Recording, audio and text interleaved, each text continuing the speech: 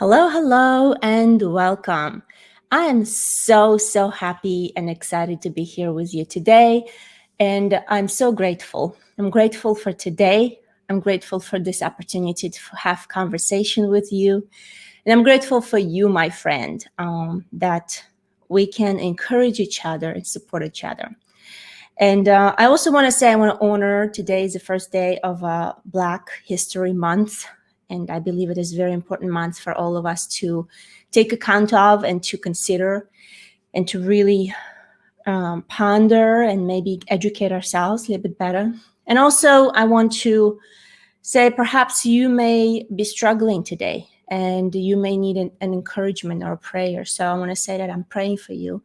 And I'm asking my God to be with you, to help you. You may believe or not believe. I just want to send best wishes your way today.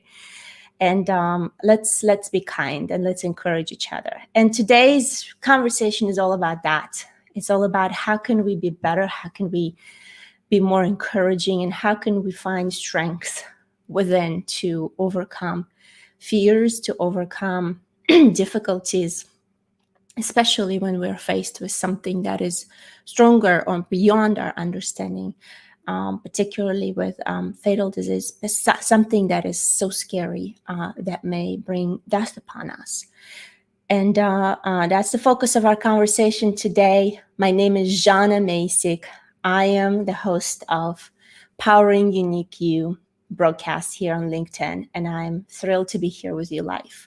Today, I have a very, very special guest. I met this lady and I'm really excited to bring her on a conversation. And I know she will bring a lot of value and perspective and hopefully encourage us to go on every day and to treasure every day. This lady has been a nurse, a frontline nurse, helping people to survive, helping people to claim their health back for over 30 years. And although she had a great and healthy lifestyle, she was unexpectedly met that she had a battle, a breast cancer, back in October 2016. And through doing a lot of work and internal challenging herself internally, she's a warrior and she overcame and she's still battling and working on, toward the victory and helping others also be victorious, to be able to overcome fears through the challenges and difficulties that each one of us may face every day. So without further ado, I'm really, really honored to bring on a wonderful guest today, Dina Legland. Hello, Dina. Hello, my dear friend. Hi, how are you? Thank you. I am truly blessed to be here. Thank you so much for the invitation. It's a joy and privilege to have you today. And as we have our listeners and viewers joining in, please say hi. How are you doing today, this morning? Let us know where you're from, how your life is going on, and how we can support you today. And Dina, I'm really, really touched, and I feel privileged to have you today because of the impact that you're bringing through the things that you were able to challenge and overcome and do. And I would love for you to share, a little bit of your internal feelings or your internal challenges that you've faced on that phase when you met with a diagnosis, and how you were able to get through that, and what exactly have helped you to navigate through this journey and still helping you every day, I'm sure. Yes, thank you. Thank you. Oh, where do I begin? Thank you for asking that question, number one. Back in 2010, like you said, I became very aware of becoming healthy. Mm-hmm. And I took my health very seriously because I literally feared, and this is what we're talking about, I literally feared being like my mom or my grandma.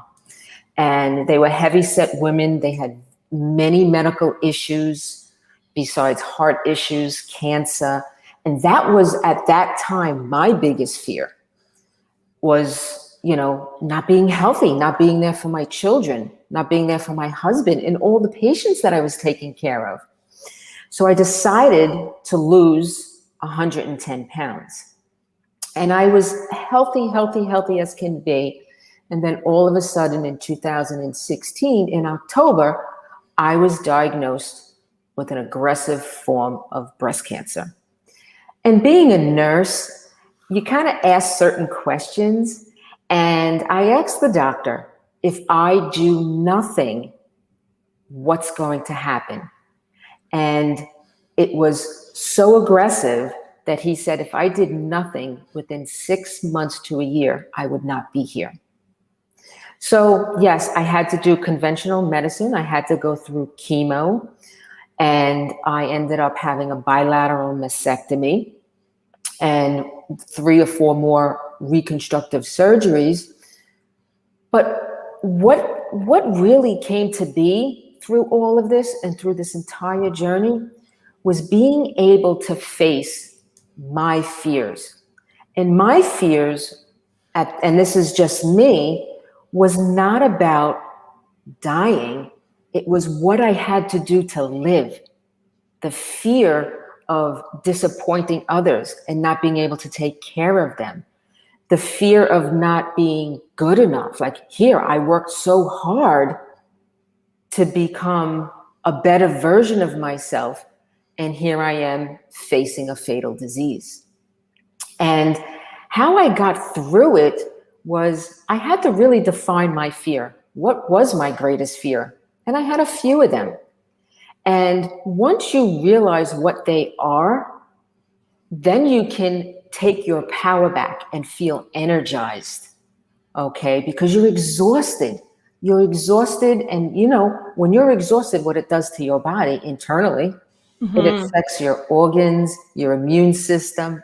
I can go on and on about that. So that is one of the key things that I had to deal with. And I also have to admit, I had to flip the switch. And what I meant by that, or what I mean by that, is I found my power again, and I made the decisions that I needed to make to conquer some of my fears.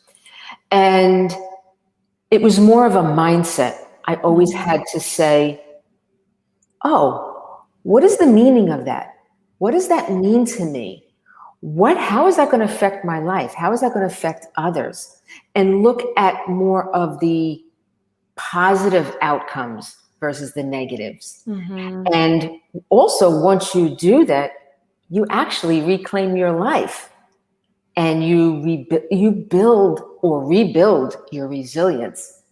And when those fears come back up, and they do, they honestly come back up. And I'll tell you why they come back up. They come back up when you have to go for a checkup, or it's your anniversary date, or somebody else you know got diagnosed. And it doesn't have to be breast cancer. It could be anything. Yeah. And now I deal with those fears in a more loving, embracing, positive way.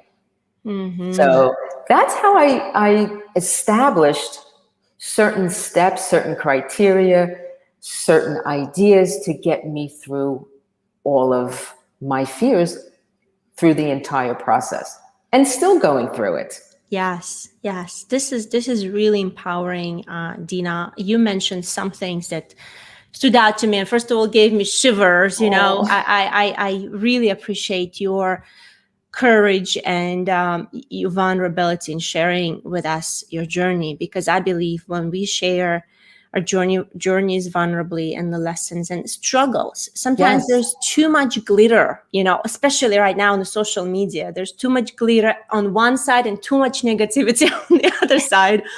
And I think that when we are vulnerable and sharing truly lessons that we still overcoming, and we were able to maybe make progress toward, it can make a big impact on people. Because I know, even through listening to your story and your journey, and you know, your claiming your power back, like you said, facing those fears, bringing them to surface. And I feel, to reflect on what you shared, is most of the times we hide those things deep down within us. We kind of pile them inside of our being, our fears, our insecurities, negativity toward ourselves.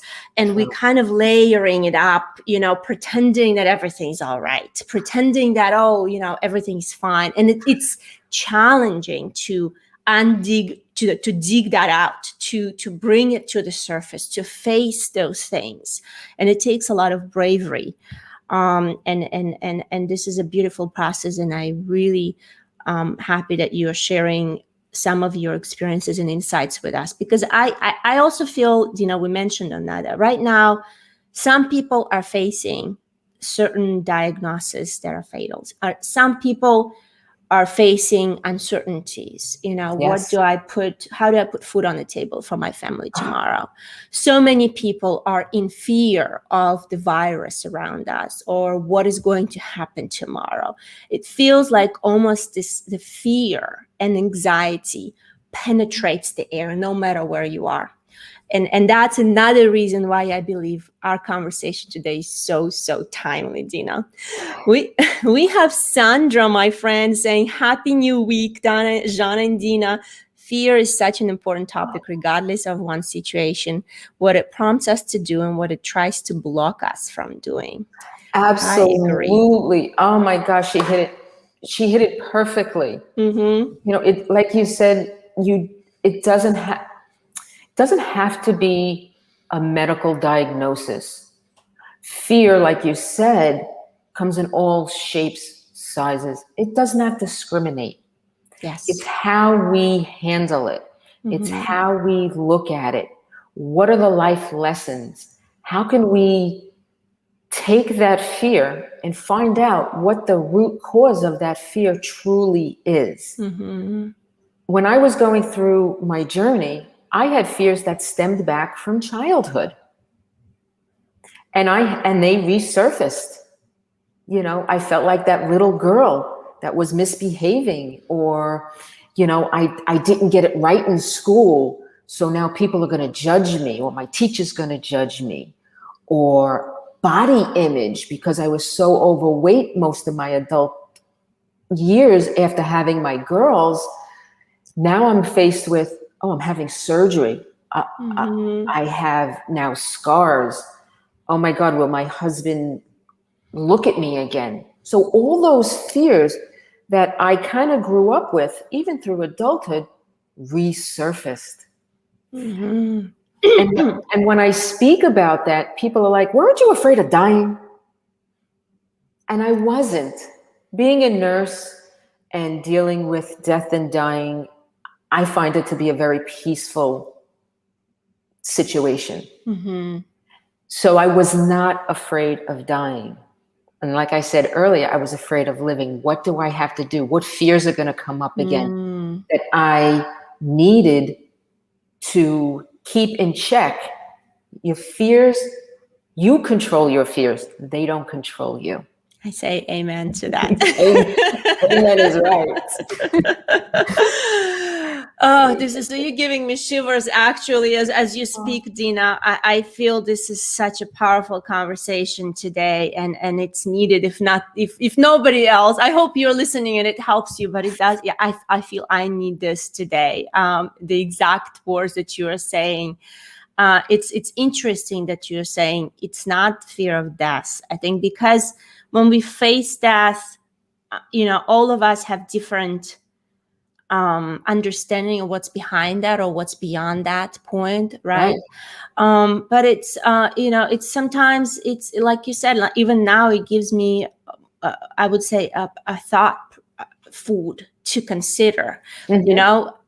If I face something, and I shared with you briefly, and I will share, I had a car accident this weekend with two of my kids. And interestingly enough, when I was in the midst of this chaos and our car, spinned around, and I was not afraid of dying. Like you said, it's interesting that you shared that. I was afraid of what's happening to my kids. And I was afraid of this stupid car that my husband loves so much. And what is he going to say about it? And I'm getting emotional. But it's true that we sometimes those fears, and we're focusing on things that are not truly valuable, that are not important in a way, yet they're rooted, like you say, from childhood. It's rooted within our being, and it's hidden. And when we are threatened with things and we have to face difficult things, and back to the accident, we're all safe. It's just the car is completely, whacked. But it is an experience, I think, that we all need to face. And I love that you say healing. Let's focus on healing. You said healing starts from within, from the inside out. And we touched on fears. We touched on how to identify them, how to bring them up. Now, I would love to hear your insights on how do we focus now on healing? How do we bring that from within? How do we offer it to ourselves? How do we help others see that? We actually need to take care of ourselves. It's not being selfish. It's self-love and self-care. Okay. How I work through a lot of healing within is that I do something every morning, which is a great tip for many people. And it doesn't have to be done in the morning. I shouldn't say morning, but I do it in the morning. Mm-hmm. And that is, I get up, I do some stretching. I have some self-development books that I read. Okay. I read some passages. I do affirmations. I talk to myself. I know that sounds a little weird to some people, but it's, what am I grateful for today? What am I thankful for today? And a lot of people do that at night. Mm-hmm. Okay. They will do it like, how did my day go? What are 2 or 3 things that were, that I enjoyed today? What do I need to improve in tomorrow? What 1 or 2 things that I could have done maybe a little bit differently? Mm-hmm. And it's all yours. It's all internal. Yes. And that is something, do I do it every single day? No, I am trying to be very faithful to it, doing it every day. But if you do it a few times a week, it really gets you to think and sit with yourself on what is important. Yes. You need to take time out of your busy day, whether you're home taking care of the kids, that's a job, that's a full-time job. Whether you go out to work, whether you're virtually working, take a few breaks, 5-minute break, and you just breathe, or whatever you like to do. Take out something. Some people like those games on their phone for 5 minutes. That's your time. Mm-hmm. And it's very important to realize that you come first. Yes. And that's a good tip that I like to tell people. I when I coach my clients, we talk about taking care of yourself. I love that. I do believe that we underestimate the value of self-care. We underestimate that we need to recharge. And I see this analogy that you won't run your car, on close to zero for miles and miles. You'll know you're going to burn it. You'll know you're going to get stuck. Absolutely. You won't go off, for a day of trip and arrangements with your phone on, 0.5% charged.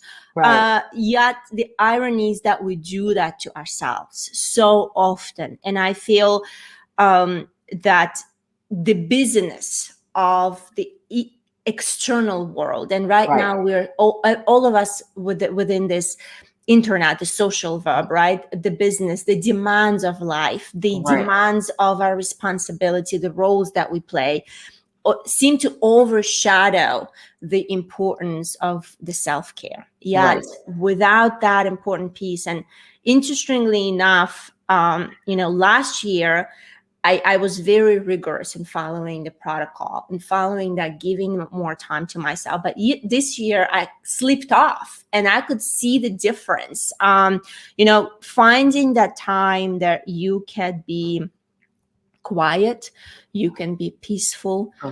Like you said, whatever works for you. For some, it's meditation. For some, it's prayer. For some, it's, maybe just being there and breathing and focusing on, feeling your body, what's happening within your body. A lot of times we feel a lot of tension, but again, we just busy. We don't really pay attention to what's happening within our body. Right. So being aware of what's happening within us and give ourselves that time. Self-care is not absolutely necessary. Just sitting in nature. Yes. Going for a stroll, take the dog for a walk, or, people do love exercise. I do, but that's to keep my body as healthy as possible. A lot of people take exercise as that's their me time. That's for them. So it can be numerous things that you like to do. Yes, I love this simple tip. I think we all know it, but we don't do it. We're just going to have to get ourselves a little bit more self-disciplined to schedule that time as is important meeting, right? Like we won't miss a meeting with important person. No. So let's say you are the most important person in your life. Don't miss the meeting with yourself. I actually have a very dear friend and colleague who develop something called Me Monday. And you schedule time for yourself for me. And she is also a coach, and she's called the Identity Coach. And she is just amazing when it comes to that. It really is something that she has taught a lot of people to do. And I agree, Dina, that it is simple, but many of us miss that important point, and then you could see how things become escalated and how we can get overwhelmed and, overshadowed with all sorts of fears that we have to face nowadays. Now, how about some tips, maybe one or two tips that you think our listeners and viewers can use to help them conquer their fears? That is a very good question. Okay. To conquer your fear, number one is to figure out what is your greatest fear. Write it down, say it out loud. Ask the question, how does that make me feel? Can you remember a time when you first felt that fear? Okay, a little bit. Some people love journaling. Yes. Some people will take their phone out and put it in their notes, or they record it. Anything that works. Yes. All right. And when we experience this fear, what triggers it? Is it one thing? Is it many things? And what have you done in the past to try to overcome that fear? Did that work? If not, can you come up with a reason on why it didn't work? Or what steps you can take to change it?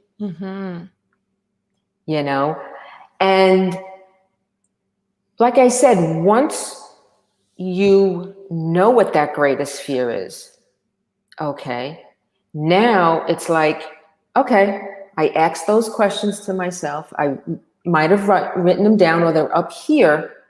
Okay, how do I take control of it?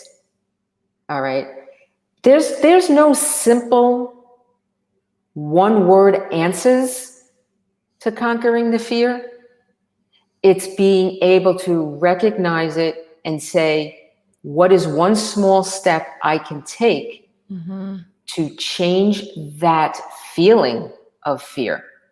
Because a lot of fears are not dangerous to us. It's our perception.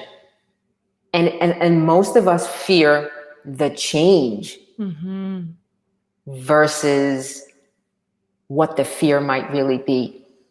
And for example, is if somebody is diagnosed, let's say with breast cancer, and the fear of, it's like I said, it's not the fear of the diagnosis, it's not the fear of dying, it's the fear of change. How is my life going to change now? Mm-hmm. Who is going to be there for me? Who's not going to be there for me? Mm-hmm. Things like that. So I hope that kind of makes sense. This is wonderful. It feels to me to reflect on the steps and the tips that you've given us so beautifully, that it really starts with clarity. It starts with internal clarity and asking yourself important questions, gaining more awareness of what can hold you back. And I love that you said it's the fears, they're not necessarily reality that we would have to face. It is our perception. Right. It is how we perceive the things that we think may go wrong, and I say the feeling of fear, when you think about it, it may be anxiety. It may be, like you're feeling it in your body, your heart start racing, you feel that conflict may be there, or maybe something that is unpleasant you're going to have to face, some difficult conversations that can come in different types and forms. Right. And I love that you said outlining it for yourself, because each one of us are so different and unique, and we have different perception on different things that create different types of fears, right?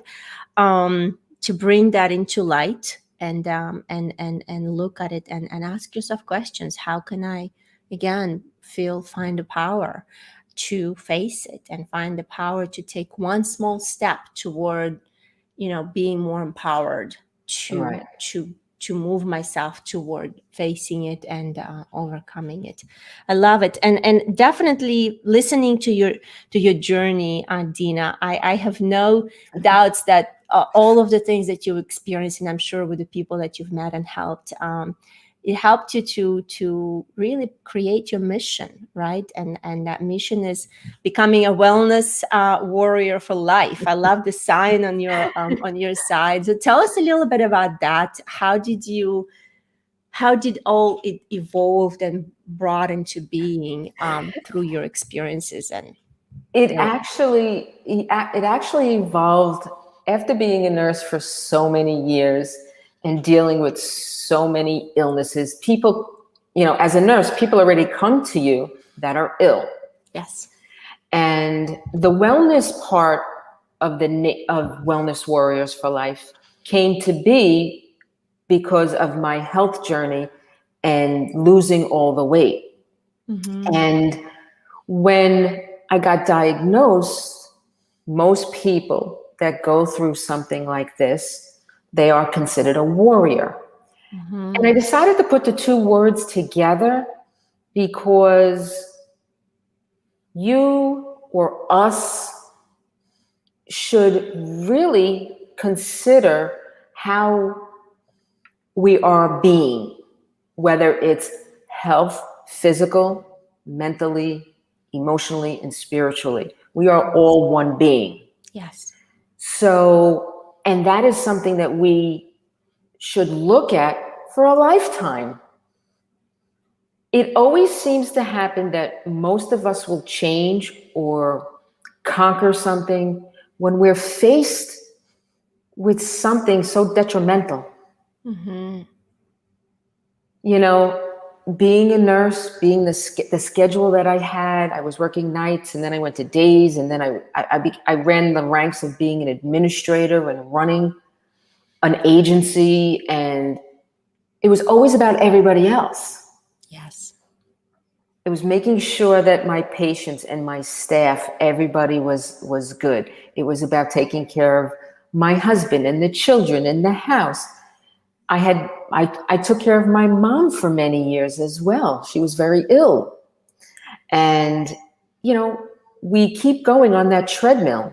Yes. Like a little hamster on that wheel, round and round. Can resonate. Let me know in the comments if it resonates. Yes, I can definitely resonate with that, Absolutely. So I had to almost hit rock bottom not once, but twice, Mm-hmm. to finally say, I matter and I need to care for myself. So Wellness Warriors for Life came to be because of a weight loss journey and a breast cancer journey. It's really inspiring story, Dina, and I do believe that through your experience, through your bravery, through sharing of your journey and lessons that you've learned along the way, many people benefit from that. And I really admire you for doing this work and for making yourself available to anybody that want to improve, that want to find the strength and reclaim that power from within to be able to conquer and face their fears. And I, like we talked about today, it may be in the face of fatal disease, or it may be, right now I feel we are all surrounded by all sorts of fears, right? It's Absolutely. like, it's nowadays I feel everyone is in that type of condition that we're rethinking our life. The whole 2020 and the continuation this year, 2021, seem to be that conditioning us to rethink, to reshift, to repurpose ourselves and really reprioritize our values and what truly matters to us, right? And I would love for you to share also how people, we talked about fears, we talked about how to ignite that strength, that from within, and how people can reclaim now on that journey of toward recovery, maybe through facing those challenges. How can people, our listeners, can reclaim back their life to truly enjoy their life and enjoy who they are, and growing themselves and improving themselves? Yes, thank you. Reclaiming your life, you have to go through some of these steps first to get to what I call the other side. And when you face the fear, acknowledge the fear, and work through the fear and get your power back and you're energized in every aspect of your life now. Okay, whether it is your health, whether it's your career, whether it's the family. Matter of fact, you're number one now. Okay, and you seem happy because you're taking control. All right, and you actually flip that switch and you have a different affirmation, you have a different aspiration for things now. And when all those three things come into play, that's where reclaiming your life is really all about. And what I feel reclaiming your life is all about is now when something does happen, or that fear starts to trickle back up, you handle it in a much different way. Mm-hmm. Okay. You actually, those fears surface up and you notice that the situation is different this time. And you say to yourself, wow, this is different now.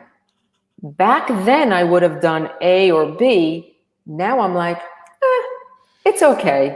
It might bother me for a little while, but now I'm like, no, it's not going to take control over me, because you took those steps to get there. Mm-hmm. Yes. And you can actually look at your life and still see the triggers or feel the triggers. Mm-hmm. And like you said, we are all so different. So there's just not one way to say to somebody, yeah, that's your trigger. They have to know what their triggers are. So true. Right? Yes. Like when something happens here in the house, it's like, oh, you start to get a little crazy about, things being in the right spot or not clean enough, and these are just simple things. But that's a trigger for some people. Yes. Oh, yeah. Okay.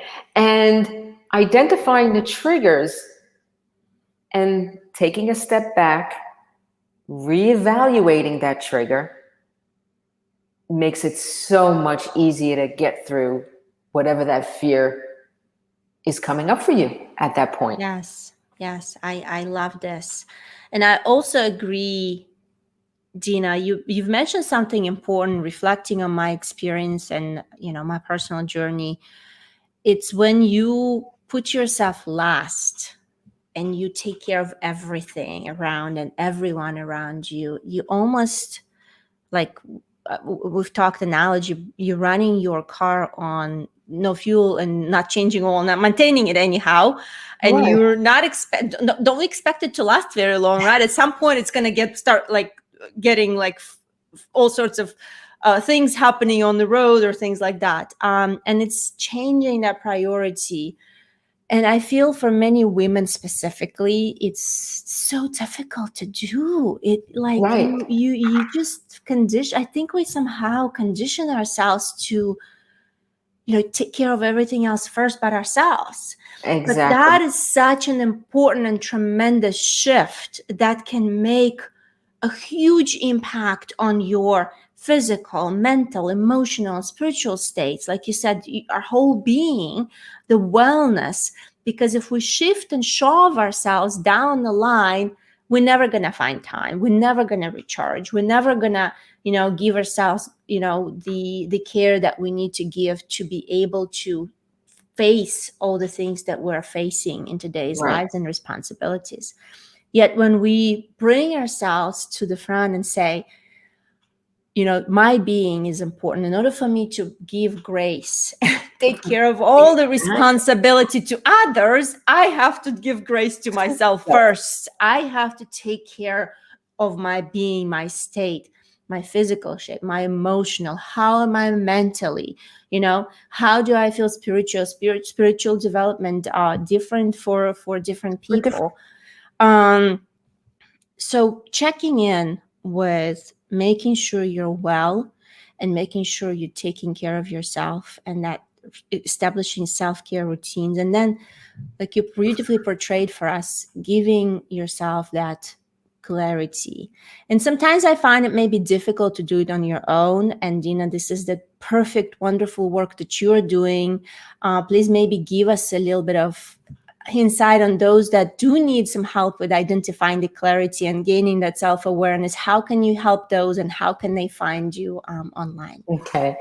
I actually developed a program called Conquer Your Fear. I love it.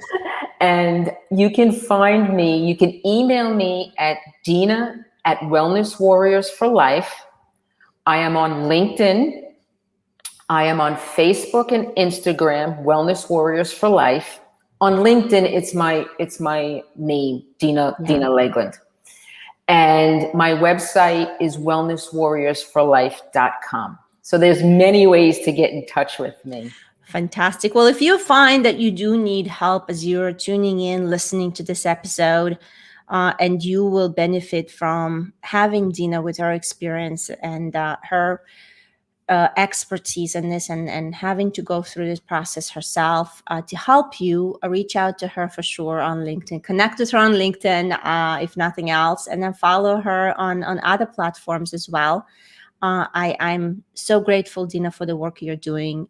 You're helping women to reclaim their power. You're helping women to realize that we don't have to be in the back of the line. We have to bring ourselves up front and take care of ourselves in order to not just enjoy life, but to serve. I think it's at the core of us, especially moms, to serve, to help others thrive.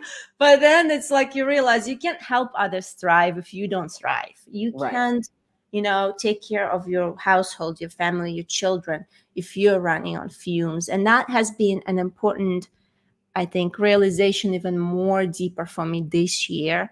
And I feel many, many women need that realization and need that help to help them move themselves from that survival into, thriving, reclaiming your life, and living the best life that we can live.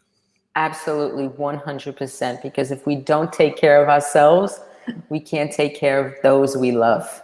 I agree. I agree with you. I'm so grateful for you coming today, sharing your insights, sharing your wisdom, Dina. Thank you for taking your time. Any last tips or advice that you would like to give to our listeners? Just please stop, take a breath, look inward, and take care of you. There is only one of you. Amen to that. This is so true. Thank you again, and I will see you sometime soon, Dina. Take care. Thank you so much. I truly appreciate it. Wow, what a conversation. It gave me shivers. I almost cried at one point. I feel this is such an important discussion that we don't get to have sometimes. And I feel we are being held back by not having this type of discussions. And when we become courageous and talk about things that prevent us and hold us back and maybe tear us apart, when we step out and we hold those conversations and ask for help. Sometimes we are too self-sufficient and too perfectionist. I'm talking about myself. Asking for help is important, and I feel Dina gave us a great perspective today that we do need to put ourselves first, and we need to take good care of ourselves.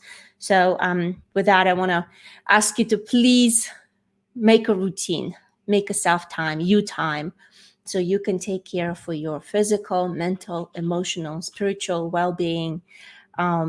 Let's put it in a schedule. Let's be rigorous about it, because this is going to be the foundation for us to be able to thrive and to serve others and help others succeed as well. And I think by doing this, we can even change this world to be a little bit of a better place. Thank you for tuning in today, my friend. It's been a pleasure being with you, and I look forward to our next conversation again next week. Take care.